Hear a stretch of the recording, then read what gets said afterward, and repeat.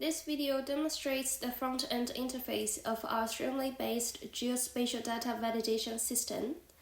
After downloading the system from GitHub, we can directly launch it by running Streamlit run in the terminal.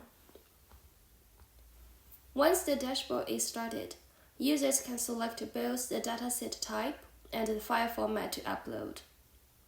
The available dataset types include suburbs, blocks, roads, buildings, and floors, and the supported file formats are GeoJSON, CSV, XML, and KML.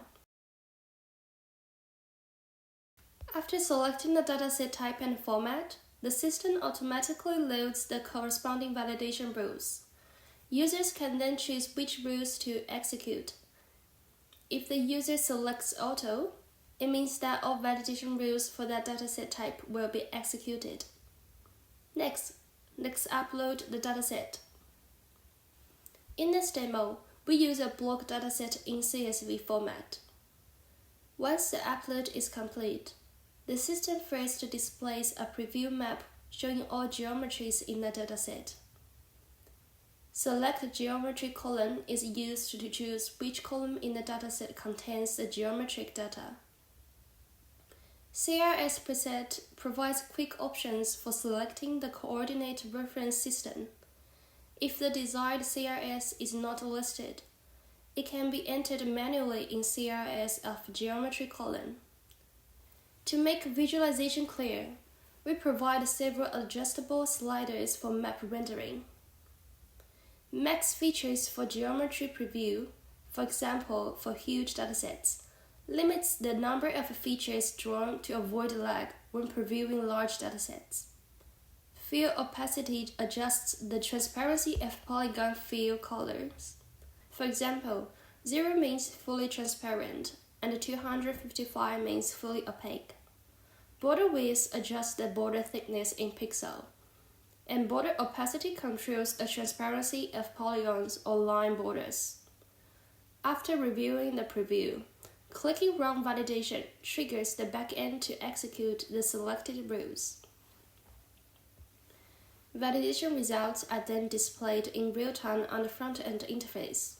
The system reports which features contain errors and summarizes the number of violations per rule.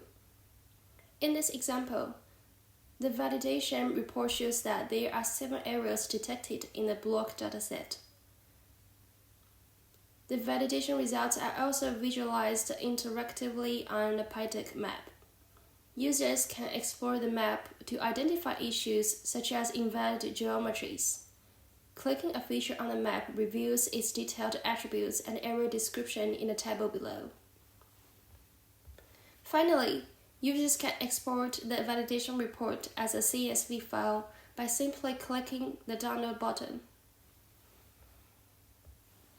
When we keep the same data but change the file format to KML, XML, or GeoJSON, the system still runs the same validation rules, and the output results remain identical, showing that all file formats are handled consistently.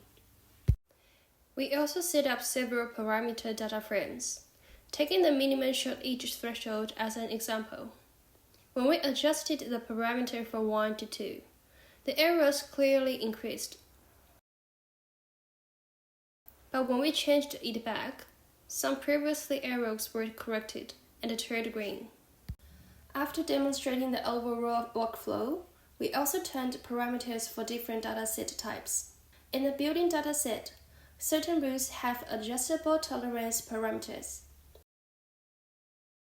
Overlap tolerance, for example, which is defaulted as 0.05, means that if 2 buildings' boundaries overlap by less than 0.05 square meters, it will not be counted as an error. These controls allow users to fine-tune rule sensitivity according to dataset precision.